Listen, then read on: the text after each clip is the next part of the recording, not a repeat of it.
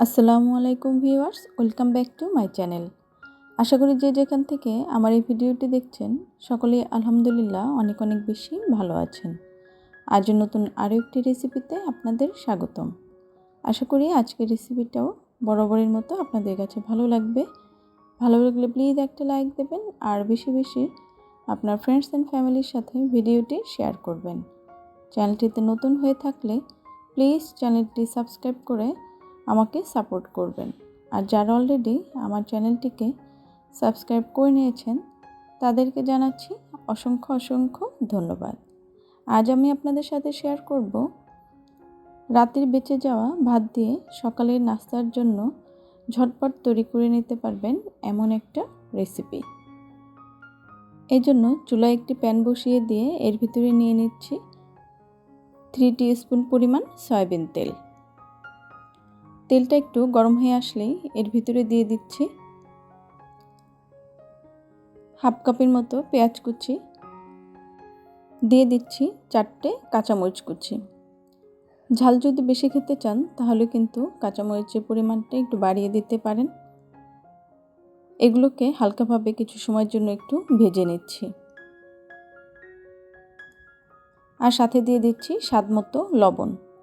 লবণটা দিয়ে নিয়ে খুব ভালোভাবে কিছু সময়ের জন্য একটু নেড়ে ছেড়ে ভেজে নেব।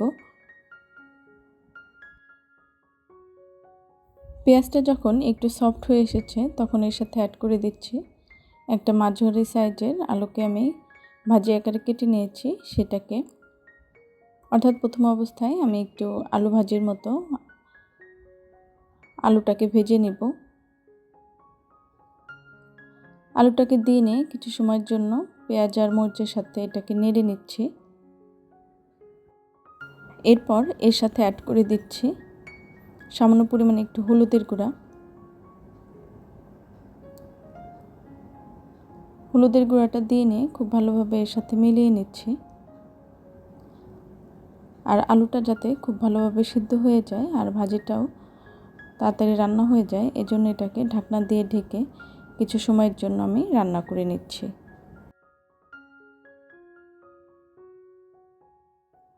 মাঝে একবার দুবার ঢাকনা সরিয়ে দিয়ে একটু নেড়ে চেড়ে দিচ্ছি যাতে নিচে লেগে না যায়।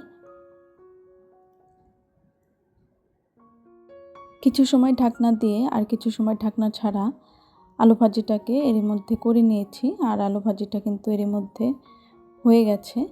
এখন আমি এর ভিতরে দিয়ে দিব 3টে ডিম। আপনারা আপনাদের প্রয়োজন মতো দিয়ে নেবেন। যদি ভাতের পরিমাণটা বেশি হয় তাহলে কিন্তু ডিমটা বাড়িয়ে দিতে হবে। আমার এখানে ভাতের পরিমাণটা একটু বেশি আছে এজন্য আমি ডিমটা বাড়িয়ে দিচ্ছি। আর না হলে একটা ডিম দিয়েও কিন্তু আপনারা আপনাদের পরিমাণ মতো তৈরি করে নিতে পারেন। ডিমগুলোকে আগে আমি একটা বাটিতে ফেটিয়ে নিয়েছি আর এখন এটাকে একটু ঝুরি করে ভেজে নেব। এজন্য অল্প অল্প করে ডিম ঢেলে দিয়ে তারপর এটাকে নেড়ে নেড়ে এটাকে একটু ঝুরি করে ভেজে নিচ্ছি। আমরা নুডলসের ক্ষেত্রে যেভাবে করে ডিমটাকে ফেটিয়ে এর সাথে অ্যাড করে দিই কিছুটা সেভাবে করে অ্যাড করে দিব। চুলার ফ্লেমটা মিডিয়াম টু হাই হিটের মাঝামাঝি রেখে ডিমটাকে আমি একটু ঝুরি করে ভেজে নিচ্ছি। আর যখন এটা অনেকটা ঝুরঝুরে হয়ে আসবে সে পর্যায়ে এসে আমি এর সাথে ভাত অ্যাড করে দিব। আর এক্ষেত্রে এখন যেহেতু গরমের সময় কিন্তু ভাতটা শুধু এমনি রেখে দিলে ভাতটা কিন্তু নষ্ট হয়ে যাবে। যদি পারেন ফ্রিজে রেখে দেবেন তাহলে কিন্তু ভাতটা ভালো থাকবে। আর সেই ভাত দিয়েই কিন্তু সকালের জন্য এভাবে করে নাস্তাটা তৈরি করে নিতে পারেন। আর পানি দেওয়া ভাত দিয়ে কিন্তু এই জিনিসটা তৈরি করে নেওয়া যাবে না। আর সব সময় একই রকমের নাস্তা খেতে কিন্তু ভালো লাগে না, একটু ভিন্ন ধরনের নাস্তা তৈরি করে নেওয়ার জন্য এভাবে করে কিন্তু ভাত দিয়ে রেসিপিটা তৈরি করে নিতে পারেন। দেখবেন সকলেই কিন্তু খুবই পছন্দ করবে। আমি এর সাথে একটু স্বাদ বাড়ানোর জন্য ম্যাগি স্বাদে ম্যাজিক যে মশলাটা আছে তারই কিছু অংশ অ্যাড করে দিচ্ছি। এরপর ভাজিটাকে আরও কিছু সময়ের জন্য একটু ভেজে নিচ্ছি। এই পর্যায়ে ভাজিটা কিন্তু আমার অনেকটাই ঝুরঝুরে হয়ে গেছে। আর এখন আমি এর ভিতরে ভাতটা অ্যাড করে দিচ্ছি। ভাতটা অ্যাড করে দিয়ে খুব ভালোভাবে ভাতের সাথে ভাজিটাকে নেড়ে চেড়ে মিলিয়ে দিব। এখানে বলতে পারেন শুধুমাত্র ডিম দিয়েই তো এই রেসিপিটা তৈরি করে নেওয়া যায়। হ্যাঁ, অনেকে কিন্তু ডিম দিয়েই তৈরি করে নেয়, তবে সাথে একটু আলু দিয়ে এভাবে করে একবার তৈরি করে খেয়ে দেখবেন যে পরিবারের সকলেই কিন্তু খুবই পছন্দ করবে। আমি ভাতের সাথে খুব ভালোভাবে ভাজিটাকে মিলিয়ে দিচ্ছি। আর ভাতটা যেহেতু একটু দলা পেকে আছে, এর জন্য এগুলোকে একটু চামচ দিয়ে ঝুরি করে নিচ্ছি।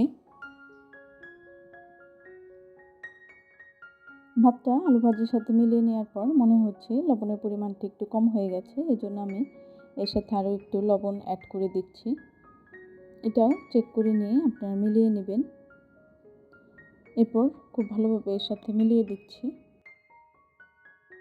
এ পর্যায়ে ভাজিটা কিন্তু আমার হয়ে গেছে। এখন আমি এর সাথে একটু ঘি অ্যাড করে দিচ্ছি, এতে করে এর ফ্লেভারটা কিন্তু অনেক দারুণ আসবে। ঘি যদি না থাকে চাইলে এটা স্কিপ করতে পারেন, তবে যদি থাকে তাহলে এটা দিয়ে নিলে দেখবেন এর টেস্টটা অনেক দারুণ আসবে আর খেতেও অসম্ভব মজার হবে। আশা করি আজকের রেসিপিটাও আপনাদের কাছে ভালো লাগবে। ভালো লাগলে প্লিজ একটা লাইক দেবেন আর বেশি বেশি আপনার ফ্রেন্ডস অ্যান্ড ফ্যামিলির সাথে ভিডিওটি শেয়ার করবেন। এই তো এখানে আমি আমার রেসিপিটা সার্ভ করে নিয়েছি। দেখতেই পাচ্ছেন এই লুকটা কিন্তু অনেক দারুণ হয়েছে, খেতেও কিন্তু অনেক টেস্টি। আশা করি রেসিপিটি ভালো লাগবে। নতুন ভিডিও দেখার আমন্ত্রণ জানিয়ে আজ এখানেই শেষ করছি। সেই পর্যন্ত সবাই অনেক অনেক বেশি ভালো থাকবেন, সুস্থ থাকবেন। আল্লাহ হাফেজ। আসসালামু আলাইকুম।